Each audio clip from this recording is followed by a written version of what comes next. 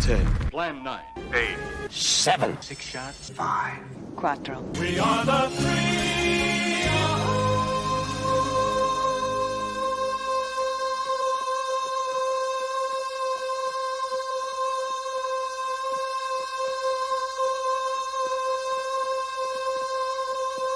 Amigos. 2 more mother humpers. One ring to rule them all.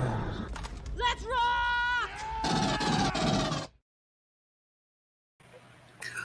All right. Well, hello there, everyone. It is 5 a.m. in the morning here in Japan, but I'm happy to be here today to talk about a film that's very near and dear to my heart. And hopefully you're having a good day wherever you are and whatever time it is. Yes. So I just got my, well, it's not coffee because recently coffee gives me a little bit of a jittery heart. Yes, getting old is fantastic. I got some nice cocoa with me right now. Just warmed it up. There we go. A little NPR sip there of the cocoa. Yes. Well, we're also here to learn Japanese, of course. And why not? Let's get with today's Japanese word. So are you ready to learn?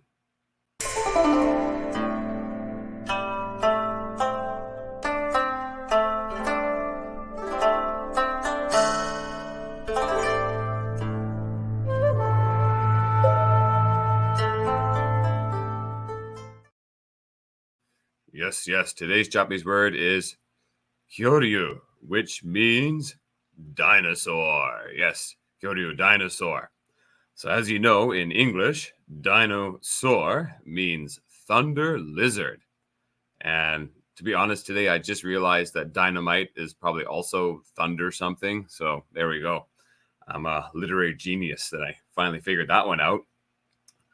But in Japanese, kyo means fear. So the first part there means fear. And ryo means dragon. So in Japanese, it is fear dragon. So kyoryu. This one's always been a bit of a tongue twister for me because I always mix it up with kyuryo, which means your salary. So kind of interesting little juxtaposition there. All right. So what is today's movies? Well, let's introduce.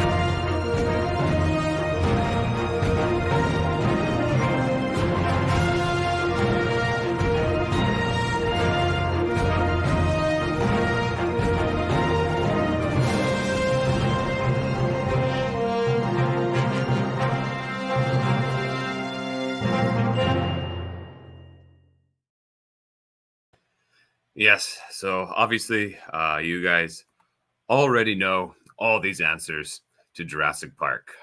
Just a fantastic film released in 1993. That's the shocking part. So 31 years ago this year, 31 years ago. Now, if that doesn't make you feel old, I don't know what does. This was a major film for me. I would say this was, well, it's tough to say. I'd say Terminator 2 was my first introduction to like the mega blockbuster. That was the first like huge movie I was into. But this is the first movie where I anticipated the release. So I remember seeing the promos and like, oh my God, this looks amazing. I got to see this. And yes, William Shakespeare. I saw this one in the theater too. I remember on opening night, just waiting with my family and friends to go see it. And hello, the Gourd King. Nice to see you. Good afternoon where you are, I think. Yes, 3 times a day. Oh my God. Yes, there we go. Now that is a champion. That's a champion right there. I didn't see it 3 times a day. I wish I did. And actually, a Gourd King. But this is the same for me. It's the first movie that I saw multiple times a day in the theater. Not multiple times a day, multiple times in general in the theater. I saw it 3 times in the theater. The first time was with my parents, and this is when I was still. I see we are the same. We're tied 3 for 3. Yeah. First time was with my parents, and so 1993, I would have been. Okay, I misread. There we go. All right, look at that. We're all 3 for 3. How about that, huh? Yeah, this is definitely a good movie to binge in the theater, though. And you gotta think back in 1993, just how groundbreaking this film was. It was absolutely like just absolutely breathtaking film. And I don't use that word lightly. You know, I'm not the guy from Seinfeld that calls every baby breathtaking. But yeah, this film just blew my mind as a kid. First time was with my parents, and I was, let's see, 5, 6, 7, maybe around 8 years old. So I was still a little scared of the dinosaurs and stuff in the theater. I remember trying to get close to my parents, especially during the Tyrannosaurus Rex paddock scene, and of course the Velociraptors. And by the way, this film is the film that made Velociraptors famous. Before then, no one knew what a Velociraptor was, and after then, it was every kid's favorite dinosaur. And I think it pretty much remains to this day. Some of the best sound design in movie history. And yes, have to agree 100% with that. And not just the sound design, but also the John Williams score. Just absolutely amazing, iconic. It's one of those few movie scores where it doesn't matter where you are in the world, everybody knows it. And you start humming it, and people will go, Jurassic Park. Even if they've never even seen the movie, they know the theme. Yes, the mixture of practical effects and CGI used for the film was absolute genius. Well worth watching any of the behind the scenes docs. Yes, and I've watched all those behind the scenes. I got the it was back when there was only 3 Jurassic Park films. Well, I guess technically that's still true, but before Jurassic World, I had the box sets, and yeah, and I watched a fantastic behind the scenes. Had like a whole extra DVD of behind the scenes, and watched those. So of course, all the YouTube behind the scenes stuff is great as well. Yeah, it's really interesting to see how this movie was made. And this is back the early days of CG, of course, but it's like where they actually took their time doing the CG. It wasn't just slapped together. Like that didn't start until about like 96 or 97 when they could just slap CG on a movie and be like, oh, it's done. We did the special effects. This is actually where like every shot was like painstakingly planned out. I think that kind of bled over from the fact that they were originally going to do stop motion on this movie, and now that would have been fascinating.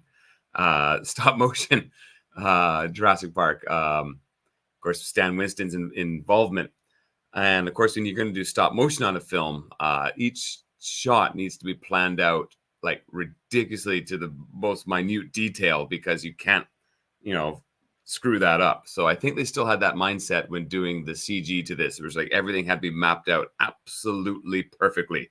And, they spared no expense. Good cocoa. I think my voice needs it a little bit today. Yes, anyway, back to my theater watching experiences. The second time I went to the theater, now this was the fun time because I went with my cousins and my grandparents. And my grandpa was the type of man that had no volume control on his voice. And he had a question in a movie about every 10 seconds. And he knew that I'd seen it already. So we're in the middle of this dark theater. Everyone is just glued to the screen. Intense intense action and suspense being built up. And what's my grandpa's doing? Ian, who's that guy again? Ian, what's going to happen to him? Ian, I missed something. Yeah, and it's just, even as an 8-year-old, I was getting embarrassed. I was like, "Oh my god!" And then my cousins, they were scared. It was their first time seeing it, and then they were asking me, "Is he gonna die? Is the dinosaur gonna come?" And I'm like, "Oh my god, I'm between all these people, and everyone in the theater hates us." And there was a rather heavy set lady behind us that started to get a little angry, and my cousin started to call her Big Mac and told Big Mac to be quiet. And I was like, oh my God, this is a nightmare, not because of the film, but just because of who I'm watching it with. But you know what? That's now turned into very fond memories. What a great night at the movies with your cousins and parents, or cousins and grandparents. Oh boy. Yes. Talking about the stop motion again. It would have been the quality of the AT-ATs. Yes, definitely. If not more, because I believe they were developing like an even more advanced stop motion technique. So it would have been actually quite interesting to see what this film would have been as a stop motion. There is, you can see some test footage for it, but obviously the test footage isn't like final product. I think you can even see that on YouTube. Oh man, now that would have been awesome. Like Ray Harryhausen treasures. Yes, I love his old dinosaurs and King Kong stuff. Man, that stuff's classic. I'm going to do that on the show one day too, definitely. But yeah, so, and then the third time in the theater was, I think, just because it was PG-13, yes, and they were a little more strict those days on letting kids in the theater. I think the third time I went to watch it with my friends, and we pulled the classic trick of, hey, can you guys say that, you know, whatever adult standing in front of you in the line, excuse me, can you just say that you're our parents? You know what? And it works. It works. Sure, why not? You can go see Jurassic Park, have fun. I later used this same trick for films such as Starship Troopers, classic film. You can watch my stream on that one as well. Just wonderful. But yeah, Jurassic Park was like an event, and I feel like we can't, with the divergence of like media these days, like there's just everything's just so split apart, and there's so much streaming and so many social networks and like and apps and stuff. I feel like we can never have an event like this again. The closest we've had recently was obviously Endgame, but even though like, you know, the box office numbers are different, I think the cultural impact was not as huge as it was with Jurassic Park. Like, I remember everything being Jurassic Park. Like at school, everything was Jurassic Park. Even on the news, everything was Jurassic Park. Every day, Jurassic Park smashes new box office record. New box office lineups for Jurassic Park. Yeah, and it was palpable. And now this is really cool. So I lived in Canada, and we had, I'm not sure if these were like available anywhere else, but the main gas station in Canada is called Petro Canada, and they had this book set for Jurassic Park. And I remember collecting all of these. So they had a neat like infographic book on each major dinosaur featured in the film. And these were just beautiful collectibles. And I hope I still have them somewhere in storage, like maybe at my parents' storage garage somewhere. But these were just fantastic. If there's anyone here, anyone else from Canada, and if you remember these books, please let me know, because these were great. And like it wasn't just, yeah, this book set was awesome. This is from the freaking local gas station, and I can't quite remember if they were free or not, but I think they were. They might have been free if you were like a member of the gas station, and if not, I think they were pretty cheap to buy. And yeah, and they also, each book also featured like one character from the show. Like one was Ian Malcolm, one was you know, John Hammond. Maybe I think they even had Dr. Wu. Yeah. Oh yeah, and the scientist one, Dr. Wu was Jurassic Park, the science. So yeah, he was getting big even before Jurassic World there in this book set. I tell you what. Yeah, this is a really cool book set, and I really hope I still have it somewhere in storage. So fingers crossed on that. Yep, for an adult animated film, heavy metal. Me and my friends box tipped some Disney movie. They ran the ATM room at the last minute. Oh, there you so you bought the tickets. Yeah. There we go. That's a classic trick too. Yeah, I'm just going to go see the Fluffy Bunny show and just go right into like naked lunch or something. Yeah. Nice. That's a classic trick. So yeah, if you happen to have these books, I'm jealous. I'm jealous. Give them a good read. They're great for kids. Of course, now they're quite expensive if you find them on a I think I saw some on Amazon being sold. So yeah, for those that just joined in, just to let you know, today's word of the day is dinosaur in Japanese, kyoryu, which once again means fear dragon. Fear dragon. So not quite the thunder lizard that we're used to, but fear dragon, I'll take it because those are some scary dragons. So yeah, let's run down the cast of Jurassic Park. This is also a very well cast film, obviously. Sam Neill, just brilliant. This was my big introduction to Sam Neill. Of course, he's like stars in so many of my favorites now, such as like In the Mouth of Madness, Event Horizon, of course, which I also did on this show. Daybreakers, which I also plan to do on this show one day. So he's in a lot of good sci-fi horror flicks. Classic, I believe he's from New Zealand. Last I heard, I believe he currently has a cancer diagnosis. So I really hope he's able to beat that because the man's a treasure. Laura Dern, she's good in this movie. Funny thing here is recently there's that, everything is being dug up and is like a cause for concern, a scandal or whatever now, because apparently there was like a 15, 20-year age gap between her and Sam Neill.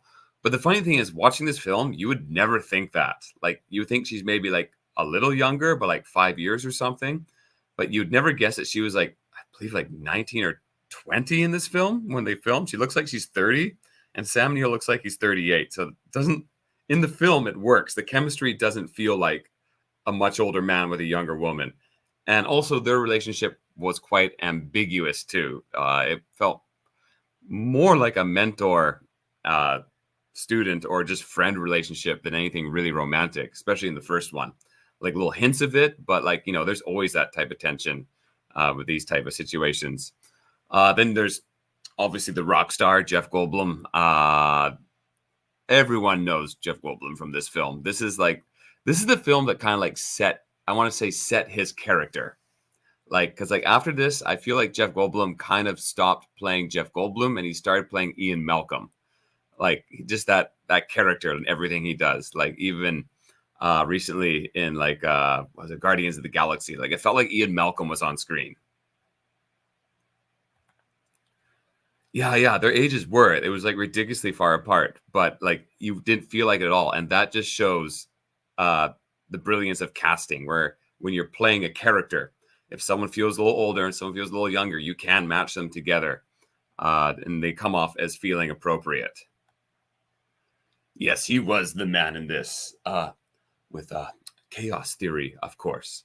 Unfortunately, my voice is a little hoarse, so it's not going to come out as a good Ian Malcolm, and that is chaos for you. Yes. Then after that, of course, we have Richard Attenborough, who was also pitch perfect as John Hammond. Jurassic Park, it was also my inspiration to read my first ever Big Boys book. I remember reading that novel. I felt pretty awesome. I think I was in grade 3. I'm like, yeah, look at this book. This ain't no readers for grade 4. This is a big guy book. Of course, most of it I didn't understand, but I understood enough. And I did understand that John Hammond was a total dick in the book. And I remember reading that and being like, I thought he's supposed to be kind of like a kind, a little obsessed, but overall like a kind, almost Santa Claus-like figure. But no. He's a complete turd in the book. And he dies too. Oh my God, spoilers. I think he gets eaten by the little dinosaurs that appear in the, he breaks his ankle, that's right. And he gets eaten by the little dinosaurs that appear in the second movie. So yeah. Then you got Robert Muldoon, who was kind of a badass. Bob Peck, Robert Muldoon. Great character as well. I like Gennaro. And there's another character swap. Gennaro in the book is actually quite a good guy, and he also survives. Of course, in the movie, he's like, compies, thank you. That's it, Gord King. The compies, yes. Yeah. So the compy dinosaurs actually eat John Hammond in the first book. So he dies on his island. And I don't know why, but that passage in the book is burnt into my head because he's like thinking to himself, like, oh, I did this park all wrong. And my next park, I'm going to have it on a different island where it's not cloudy all the time. And I'm going to do this. So he's like obsessing already about his next like project. And then he like breaks his ankle, and the compies come and eat him. I don't know why, but that bit in the book is burnt in my head because that was like one of the first times I was really like, wow, there's a huge difference between like what's written in the book and what appears on a movie. So that was kind of also like a bit of a epiphany for me, and like how different the mediums are between books and film. Next, we got B.D. Wong, Dr. Wu. And this guy, B.D. Wong, he's got to be the luckiest dude in show business. You do a minor part in a big movie, though. An important part, though. He does help with a lot of the exposition. But you do a minor part, only appears in one scene in a movie. And then all of a sudden, like 25 years later, they say, hey, you know what? We're doing a late reboot sequel, and we're going to make you the primary villain. And it's like, holy shit. For 3 of them? All right, I'm in. So luckiest guy in Hollywood right there. Move over Ringo Starr.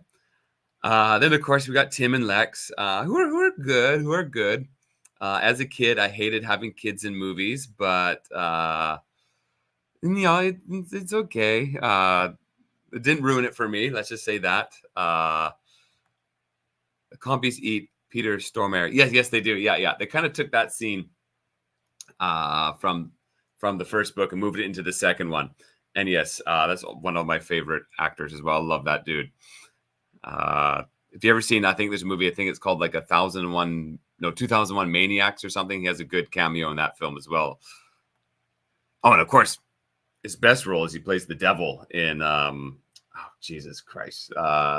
Is it Keanu Reeves? The name of the movie is escaping me right now. Constantine. He plays the devil in Constantine. That's a good role as well.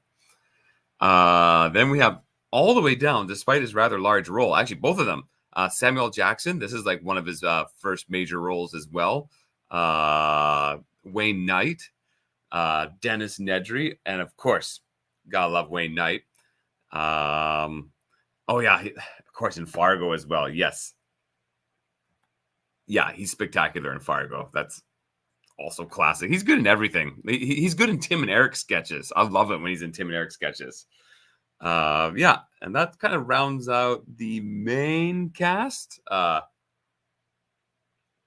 love that Wayne Knight's in this, though. Like, who doesn't love having Newman, like, as the bad guy in your show? Like, it's just so pitch perfect. They could have cast this movie any better. And then we're just going to run down the quick general information. 2 hours and 6 minutes, which was a rather long film at the time. Surprisingly, only 8.2 on IMDb. I actually thought this was going to be like up there with an 8.6 or 7. And 92% on Rotten Tomatoes. Well-deserved, of course. I feel like critics were much more strict back in those days. They weren't just shills that sold out to everything. Like, the fact that this only has 92%. I feel like if this came out today and was owned by Disney, it would be like definitely like 100% on Rotten Tomatoes. Critics all agree, or something like that. Although maybe they might not like the cast too much, right? So directed by Steven Spielberg, of course. I think this is Spielberg's best work in blockbuster material. Of course, he also has Jaws. Yeah. Hello, Newman. No. The Dilophosaurus would be, hello, Nedry. Even works. Newman and Nedry. It just works so well. There's a little surprise on that later. Don't worry, folks. And of course, music by John Williams. We were talking about that earlier. Just amazing score. And budget $63 million. $63 million. And I believe at the time the film, in its theatrical release, I want to say made it up to around $600 to potentially $700 million. I think it was around there. And at the time, that was like literally astounding, because like even if a film broke 100 million, it was like a smash success in general. Of course, this budget was a little larger at 63 million. So I'd say If this hit 200 to like 250 million, it would have been amazing. But it went all the way to like 600, 700 million. And I believe with like the re-release it had in theater, it recently crossed the $1 billion mark, making it the oldest film to cross the $1 billion mark. And that little bit of trivia was helped out with me by the Gourd King. We were talking on his stream recently, which, by the way, please check out. IMDb scores, I feel, are often wrong by good measure. Yes, I can't tell you how many films that I'm on complete opposite ends with. Even more so with Rotten Tomatoes. Feel that one's even worse aggregate than IMDb. Yes, crap films often get too much praise. Yeah. And then there's the people that just vote 10 or 1 for everything. And I hate that because, like, to be honest, very few films are a 10 and very few films are a 1. But yeah, whenever you look at like the rating, it's like 10 and 1. It's like, Jesus, don't you people like have any nuance in film? Like a film can be great, but still just an 8 or a 9. And a film can be terrible, but still worth like a 3 or a 4. It's pretty bizarre. Holy cow, you can get a Hello Newman Dino t-shirt. Oh my God. Of course you can. Of course you can. Why not, right? Okay, that's awesome. To be fair, Jurassic Park's IMDb score does put it in the top 150 on that site. Yes, it does. So I will say, yeah, it's not totally off, just maybe just a tad off. I'd put it in the top. I'd put this film in the top 50, for example, for myself. Yeah, it's not. Oh no, I know it's not a low average score at all. I'm just saying, relatively for this film, for just how huge and impactful it was, and to be honest, just how great it is. But yeah, no, I get it. I'm being a bit of a nitpicker there. When this film was released, I worked downtown, corporate work. My God, William Spielberg. I'm not going to ask how old you are right now. About 3 blocks from the best theater in the city. Tech workers, all of us saw this movie over and over. The movie made bank. Yes. Yeah, as I said, even myself, like me and my friends, we saw it like multiple times in the theater as well. First time ever. Granted, there are wildly overrated movies ahead of it. Yes, there are. Yeah. I guess you can't win them all, though, right? They're always going to, fortunately, some things are always going to fall through the cracks here. And, of course, it won for best visual effects. Like, how could it not? Just absolutely spectacular visual effects in this film. Well-deserved. And, yeah, just the cultural impact, though, is, like, kind of more so than the film. The cultural impact is what's so interesting because it really made every child, probably even like most people in their 20s and 30s as well, to want to become like paleontologists. Like, well, we started to know what that word was. Like, oh, I want to be paleontologist. Me too. And I just remember like we did a family trip. Have you ever been to Canada? In Alberta, there's Badlands there, just like Montana. And there's the Royal Tyrrell Museum. There's lots of dinosaurs that have been discovered there. In fact, I believe Albertosaurus is first discovered in Alberta, which is similar to Tyrannosaurus Rex. And yeah, so we planned a whole family vacation to go there. Myself and pretty much every other kid I knew had to visit that museum after this movie came out. And this is back in the early 90s, approaching mid 90s. And this is when there was a sizable gap between when a film left the theater and until it came out on VHS. No DVDs yet, still a few years before DVDs. And it was usually a good 6 months to even a year-long gap between that. So you were starved. You were starved to see more Jurassic Park again. And, of course, no YouTube, nothing like that. Can't go see clips easy. Time to get on the road later. Oh, no. Thank you, Gord King, for stopping by. Always nice to have you here, and thanks for the comments. If you're driving, safe drive. If you're riding your bike, safe ride. If you're riding the train, don't get stabbed. Have a good time. Yeah, and so there was a Nova special that came out on the science of Jurassic Park, and I remember taping that because it had clips. The Nova special had teeny tiny clips of the film that we could watch. And that was just like amazing. It was like, yes, I can get up on some more Jurassic Park. And it was just a couple shots, like pretty much just trailer shots of them like entering the big gates in Jurassic Park. A couple of sequences from like the science and a couple shots of of the Tyrannosaurus Rex escaping the paddock and the Velociraptors. And having that was like gold. Friends would literally come over to your house to watch the taped Nova special for the clips of Jurassic Park. And yeah, it was a very different time back then. And then finally in October was when the big release came. And yeah, this is also when they would advertise it. It was advertised everywhere that Jurassic Park is coming out. Jurassic Park is coming out.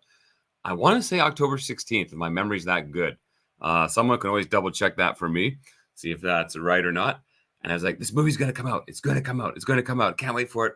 And first day it was released. I believe we even like phoned the store and like ordered it to make sure we had a copy because, only so many copies came to the store and those things flew off the shelves and you could pre-order some of them. And we ordered it. And that day was just absolute magic. Just getting home, picking up the VHS, bringing it home.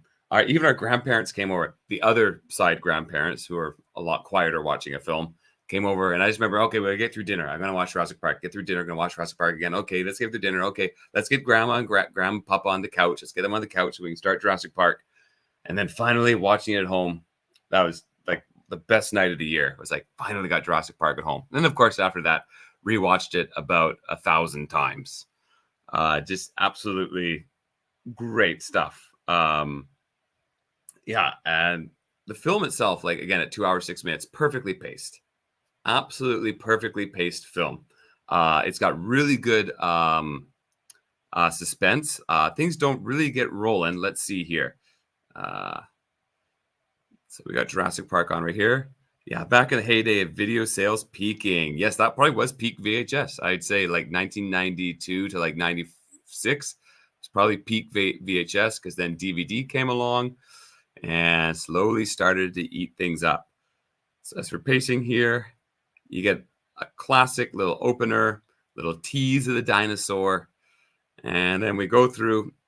I've always been a big fan of these segments in like these type of ensemble films. I love meeting all the characters in like their natural habitats, to use a more appropriate term for the film, and seeing them get gathered up because I like the variety of settings. And to me, it just when they all meet, it feels quite rewarding. Here's a little bit of trivia here with the seatbelt sequence. This is like the big piece of trivia everyone knows, is that he only has 2 female ends of the seatbelt, but yet he makes the seatbelt work by tying it together. So a little foreshadowing for the dinosaurs only being female, but somehow eventually making it work. So if you didn't know that, you know it now. And then we get our first beautiful money shot. I'd say out of all the CG, this is probably the CG that has aged the worst, but it's still great just because the textures are a little off on here. I think it's because it's like in such bright sunlight as well, which highlights the textures more. That said, the next shot where they look out here, this shot still looks brilliant.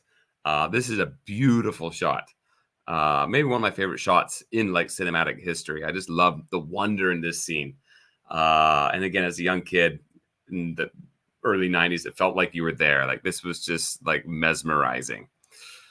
Then we get all the good exposition scenes. And this is maybe for exposition, this is a masterclass film in exposition.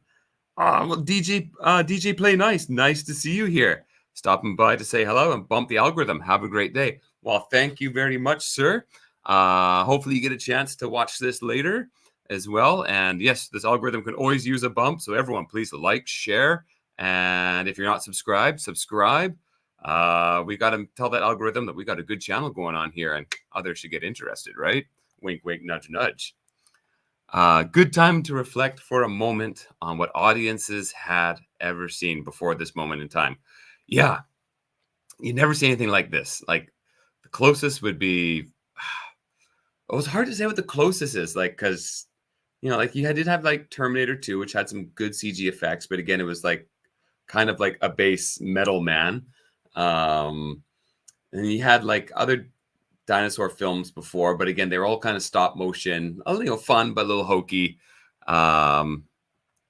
even the opening shot of the dinos was almost breathtaking back. Oh yeah, no, when it was released, that was astounding. But just looking back now, that one's aged a little bit, but that shot after it still holds up 100%. But yeah, this film is perfection in exposition because you're never bored during the exposition. You're like really engaged and you want to know more. Oh, the poor cow. Introduce Robert Muldoon. And this scene here, like, even as a kid, this is just a bunch of adults sitting in a room talking about chaos theory and scientific revolutions. Yet I was enthralled. I love this scene. This now as an adult, this might actually be my favorite scene in the film. And it's just beautifully done too. I have these nice slideshow projections in the background to keep some visual interest to the shots. Great lighting. Yeah, it's just amazing.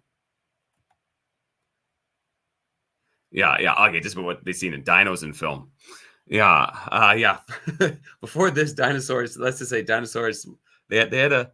There's some fun stuff out there, but dinosaurs. They didn't have a good rap in film before this. This film really put dinosaurs on the mark. And what's ironic is it's still by far the best dino film.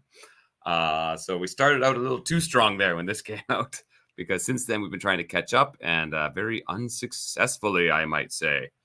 Though this may be blasphemous, I do have a bit of a sweet spot for the third Jurassic Park. Don't like the second. The second was the first time I was disappointed in a movie theater because I did feel like it was kind of a rehash, and I didn't like the pacing. The pacing in the second one's weird. It could have been great with like a couple more screen rewrites. I also didn't like some of the characters in the second one too, but I'll get more into that on a different stream one day because I'm going to want to focus on that. The third one for me just feels like a Tremors. It's just like a fun tongue-in-cheek film. It's got some goofy moments, but I feel like it knows it's goofy. It's not trying to take itself seriously. Where this first film, this is, I say, a serious film. Yes, before this, dinos on film were lots of cheese. Yes, you did have to use your imagination. You had to squint a little bit too. And if you're someone that required corrective lenses, just take those lenses off. And you know what? The effects were perfect. It was wonderful. That's how you got to watch most movies these days, though, and with your brain off. So yeah, this scene here, like this actually intrigued kids to want to learn more about like science. And then at the 38-minute mark, we introduce the kids, which aren't that annoying, which is good. Then we get moving into the park, and like we're already 44 minutes into this film and the action still hasn't really happened, but you are super engaged because it just keeps building up and building up and building up, and we keep introducing like new subplots and new characters. So like we get into Dennis Nedry here, and then we introduce the goat, and we all know the poor goat's fate. Oh my god, no vegetarian should watch this film. The weather is a little. One of my nitpicks here is the weather changes quite a bit in filming, but I understand. I was just in Hawaii myself, like last week. The weather in Hawaii changes on a dime. You go from a beautiful sunny day to rain showers in about 2 minutes. So I can understand filming this movie in Hawaii. You're not going to have continuity in the weather. And if not, that is continuity because they're on a tropical island where the weather changes on a dime. So I'm actually going to give that one a pass. It gets an official pass from Fermented Cinema. We're 50 minutes in, and this scene here is like another lovely scene because it's just about the science of the park and like the troubles you would have reintroducing like extinct animals from millions of years ago into like our modern ecosystem. And it's just a lovely touch to have. And of course, everyone's favorite meme in the world. That's one big pile of shit. And then the action really gets going pretty much right here at the hour mark. This is when stuff starts to cook up. Yeah. Again, like I've never liked films that jump into the action too soon. I like to get to know the characters and the situation and actually have some depth behind what's going on. So again, that's where this is just a perfectly paced film for me. Yeah, and then of course we get into all the dino action. This here's for dino action, like the special effects here. The CGI has aged beautifully. The rain texture helps out a lot, and of course it's at night. But I do have a nitpick with this scene. I do have a big nitpick, and that is the geography of the paddock itself, the T-Rex paddock. So we saw before that the T-Rex is standing at the same level as the cars, breaks through the fence, and of course the goat was there at the same level of the cars, comes through. But then if we skip ahead here, all of a sudden that same side is a cliff. I don't know how that happened. I don't know if I've always just been watching this wrong, but I'm pretty sure it's the same side, and it went from being level to being a gully. So that's always kind of irked me a little bit, but that's also classic Steven Spielberg. He's kind of known for being loosey-goosey with the continuity in his films. Again, he's all about time and pacing, and that's why the pacing's perfect, but you'll get continuity issues from that, though. Yeah, and then of course that's when our dino action really gets going. We get the demise of Dennis Nedry, and we're gonna remember all these deaths in a minute here, folks. So don't worry about that because there's a lot of memoriam going on. The rain stops. Then we get a little breather in the film with them up in the tree, and John Hammond here eating all the ice cream, which he says was melting, but I think that's bullshit. There's no way that Dennis Nedry is going to take the freezers offline. That dude is not going to take the freezers offline. The fences, yes. Security, yes. I get it.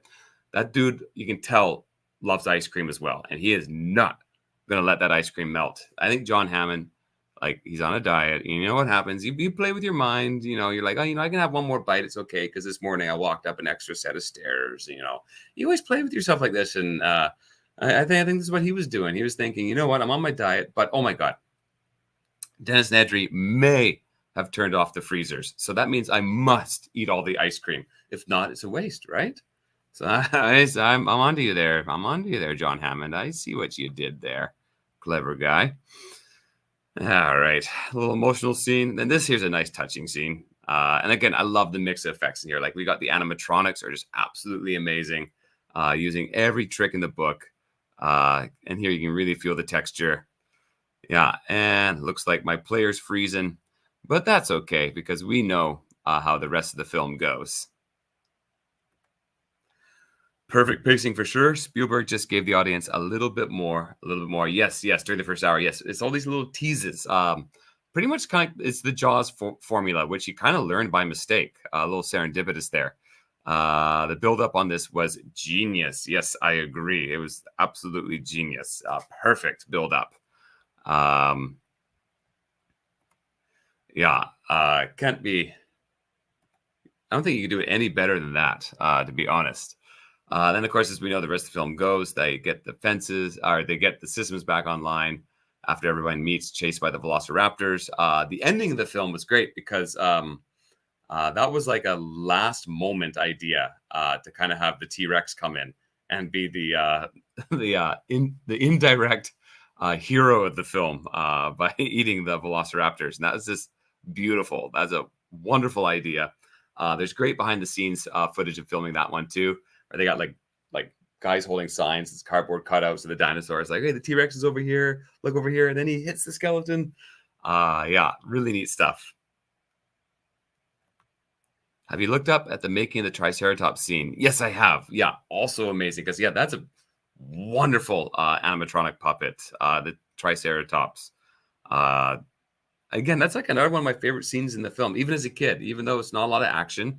It's just really fun to watch. Great scene. And also it's a little informative and it's good character building because you get to see of course, Dr. Alan Grant, really, that's like the only time he really gets to kind of emotionally connect with the dinosaurs. And when he's laying on it and listening to it breathe. And then also Ellie Sattler gets investigating into what is diet and her expertise. Yeah, it's just an amazing sequence there. And this is what we lack a lot in films these days. It's just this good character building, this good world building. Like this movie is like literally as you watch it, you are there. You feel you're a part of it, and we just don't really get that this much anymore. Especially not as good as this. Very rare. Yeah, and then another nitpick, though. I will do my nitpicks. And this is also very different in the book. Is we're talking about like when the storm comes and all the employees are leaving the island. That doesn't really happen in the book. The employees are still there, and this bothers me in the movie. I get it that it works for the atmosphere of the movie, that they're kind of alone, and they got a super skeletal crew left, like pretty much Robert Muldoon, Dennis Nedry, and Mr. Arnold. But the thing is, you're essentially running the world's most complicated zoo. And do you know how many employees a zoo needs? Like how many of those animals need to be fed in the morning? Like you can't tell me that's all automatic, especially in the early 90s. They would need so many like handlers and stuff to be taking care of those animals. Not to mention like the new babies that were born, the incubation units and stuff. You would need so many people attending them 24/7. And then even just having the guests in your park, like breakfast the next day. Who's cleaning up the dishes? Who's changing the bed sheets for everyone that's staying there? There would have been like at least 50 people, if not more, still needed, even as a skeletal crew on that island. So that part gets a little hokey. We're kind of, I don't believe that only three people, one of them a tech guy, one guy that's a ranger, or two tech guys and one ranger are able to run that whole park. That whole zoo essentially, unless like the next ship was supposed to come like first thing in the morning, but obviously in the movie that doesn't happen, right? It was obviously like a whole weekend with just that three people essentially managing the park. So that part's a bit of a plot hole there, yeah. And in the book, they do still have like tons and tons and tons of staff members still there. I believe there's like even parts in the book where they're like fixing the fences and stuff the next morning, like reconnecting the cables and stuff. And they essentially get everything kind of like back online after the initial shutdown from Dennis Nedry the next day, which of course is much more realistic. But we understand the atmosphere of Jurassic Park. We understand that it's more about pacing and more about the feeling. So I will let that kind of slide. As for other little nitpicks, a funny one is when Dennis Nedry is apparently on the video phone with the guy at the ship, you can see like the scroller where they're just playing like a video file. But again, this was 93. Maybe most people didn't understand those type of applications yet. Yeah, complicated zoo. Yeah. That about sums it up. All our high-tech stuff will protect us. Yep. And the first thing it does is it breaks down. And we all know that these days. My God, surrounded by technology that never works. Oh, StreamYard, please be nice. I'm sorry, you didn't hear that, did you? Yeah, actually, I just had a little failure here where my Jurassic Park won't scroll anymore. I'm scrolling, nothing's happening. Oh my God. All right, yeah. So Jurassic Park, just an absolutely wonderful film. And I think now it's time to remember those that we lost so long ago in 1993. Shall we always remember? Oh, wait. Oh, my goodness. I forgot to upload it. Don't worry. I think I just have to talk a little bit more then before we do that. Just 1 second here, folks. Oh, no. Here it is. There we go.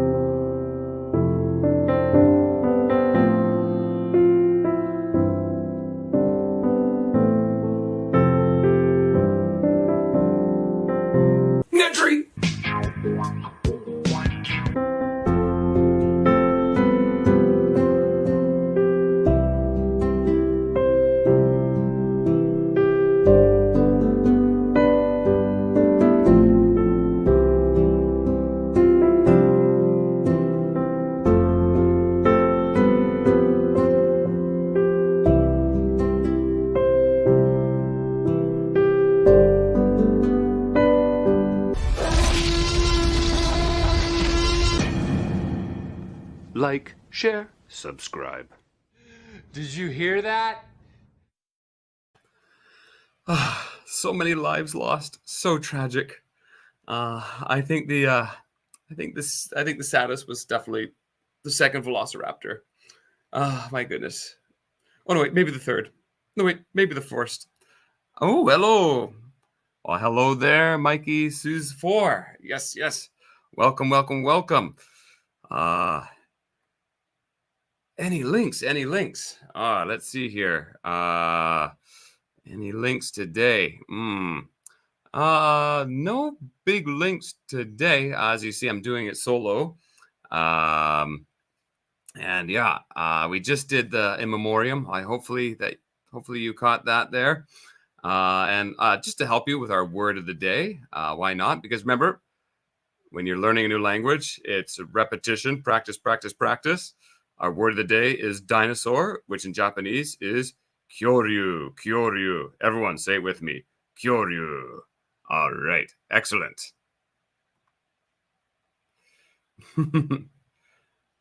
No worries. In memoriam is hilarious. Oh, thank you, thank you. Yes. I'm glad you enjoyed that. Yeah. So yeah, Jurassic Park, just fantastic film. It was just a fantastic moment in film history, and it was a watershed film. Unfortunately, a lot of the films that followed it, that tried to copy it, were not as up to snuff. Let's just say that. Yeah. Welcome, rest in peace, Timmy. Welcome back to me. It was funny because actually editing that sequence together, I never realized actually how much of the movie passes between. And again, it just shows like how editing and pacing, how clever it can be for suspense. How much time passes between when he quote unquote dies and when he's resuscitated. Like literally, I believe between then, Robert Muldoon and Mr. Arnold die during that time. So Timmy, he was like, he was out for a while. My God, I hope he's got no brain damage. So even the fall would probably get him some good head concussions there. So yeah, it was interesting. Yeah, like little editing tricks, right? Like in reality, that probably just would have been like 30 seconds to a minute gap or something. But in the film, it's like a good 10 minutes passes by between when we see him fall and when we see him resuscitated. Again, just the brilliance of Steven Spielberg and his entire team. They really know how to put together and pace a great film. Yeah. By all rights, he was dead. Yes, yes, I agree. By all rights, that dude was fried. 10,000 volts plus a 30-foot fall. I think you're down and out for the count. Like, my God. That was probably the biggest suspension of disbelief, was bringing back Timmy. But we all knew come on, little kid. The plot armor was pretty thick there. They weren't going to let him go. A couple things, though, I just want to say about Jurassic Park as well, where it was watershed, is it invented the world's first meme. And I'm not talking about the big pile of shit meme. I'm talking about Dennis Nedry. The man was a genius. And right here we go. World's first meme ever. You didn't say the magic word. Please! You didn't say the magic word. You didn't say the magic word. Please! Like, that's got to be the world's first meme. Come on. He's got himself like a little cutout PNG image of his face over there. He didn't say the magic word. Just beautiful.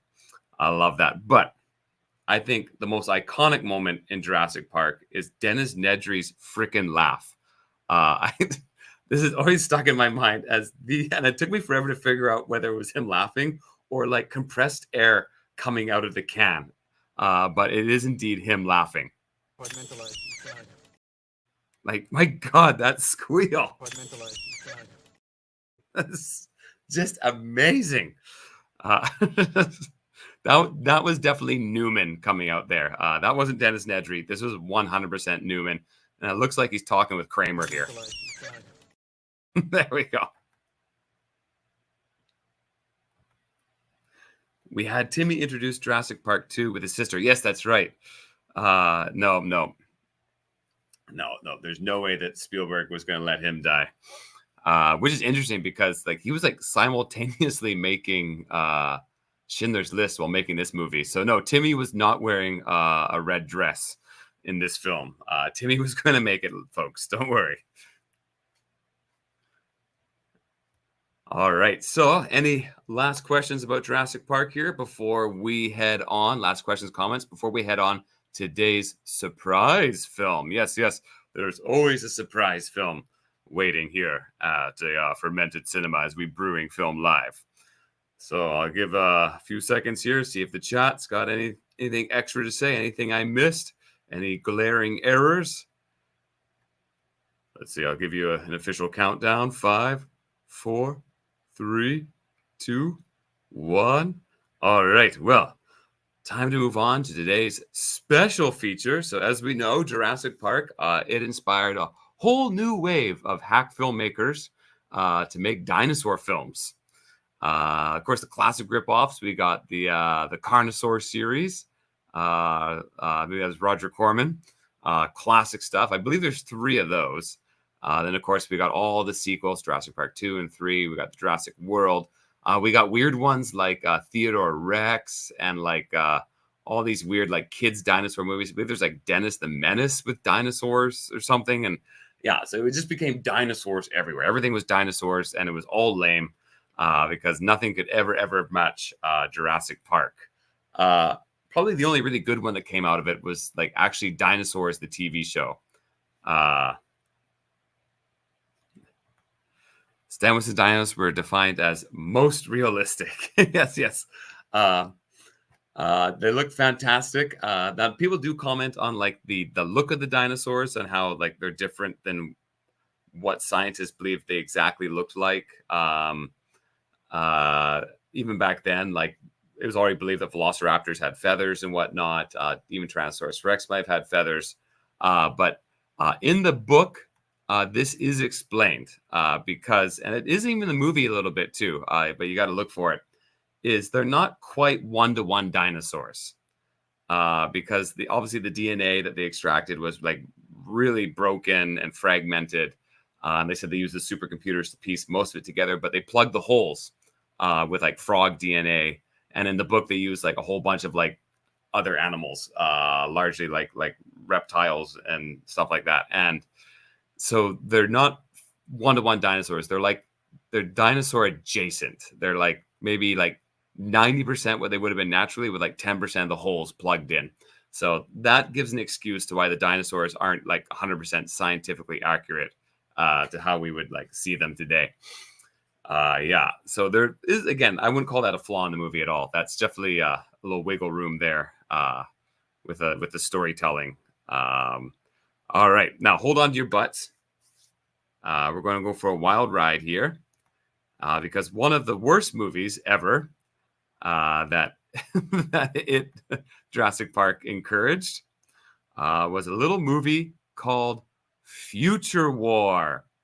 Let's watch. In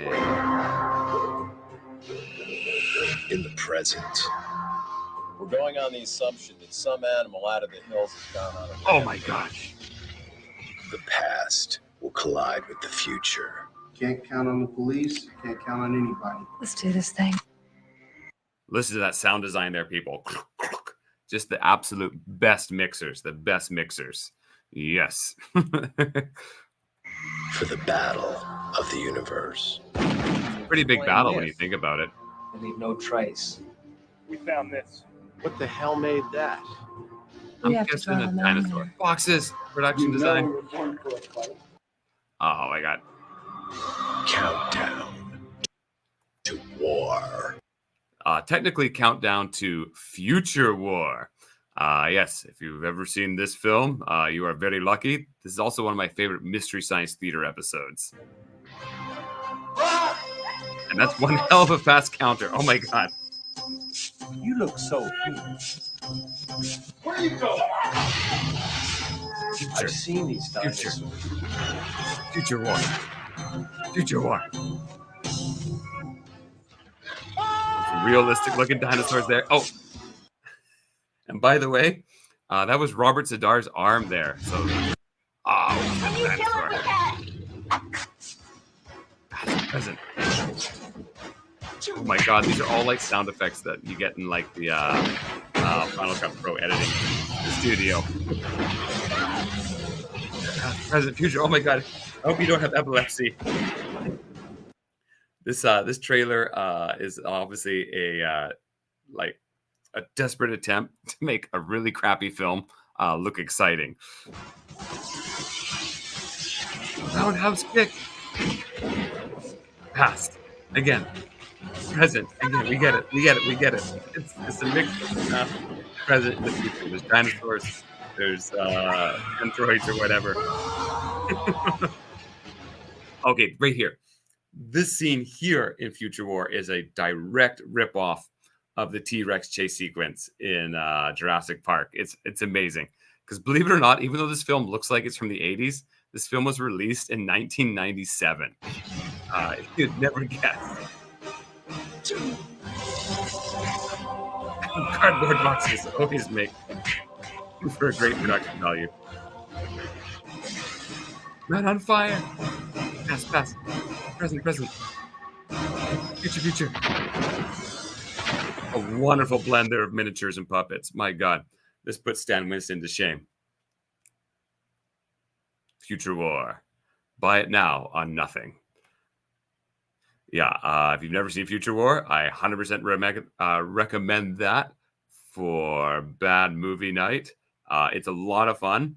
It's a lot of adventure on a shoestring budget, maybe even less than a shoestring budget. It's absolutely hilarious. And of course, this don't believe this cover. Nothing this cool ever happens. I believe those characters shown aren't even in this, besides the guy at the bottom, who is Daniel Bernhardt, who apparently is actually semi-famous now. He does a lot of stunt work, I believe, and he does have some cameo appearances in some rather large films now. Robert Zadar, rest in peace, a classic B-movie schlock actor, the world's biggest jaw. Mel Novak, another classic B-movie actor. A 1.7 IMDb. I'd say this is a little too high.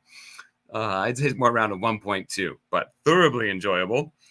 The director, just a little trivia about this film. Apparently, the director, Anthony Daniels, I believe he comes from a special effects background. You'd never believe it watching this film, but he's been involved in some pretty major productions. And I guess he went out to try and make his own movie. Apparently, after the first cut, the studio went into panic mode and they fired him and got a different director to try and salvage what little they had. But obviously, in the end, it was futile, absolutely futile. And as Ian Malcolm would say, that there is the the essence of chaos. Yes, a hack movie director tries to make a film, and then Steven Spielberg makes Jurassic Park. Yes. So that was today's film, Jurassic Park. I just want to thank everyone for tuning in. And if you haven't ever seen this movie for some bizarre reason, watch it. Like literally today, now, stat. Like get out there. Like what are you doing? And if you've never seen Future War, which I'm guessing you haven't, watch that as well. Again, they make a wonderful combo night with friends and booze and maybe pot, whatever you're into, right? Yes. All right. So please like, share, and subscribe. I need to beat that algorithm. I got lots of stuff coming out soon. Also including a little dinosaur spoof that I filmed while I was in Hawaii, but the editing on that, the special effects are going to take some time. Yes, some stop motion special effects. I'm going to try my hand. Yes, so please keep a lookout for that. And again, thanks for watching. Have a great day. That's all. Our next show will be in 2 weeks. And I believe it's going to be with the Gourd King. And we're going to be doing the Mad Max series with focus on Fury Road. Yes. So please don't miss that. All right. That's all from me today. Have a good one. Like, share, subscribe. Did you hear that?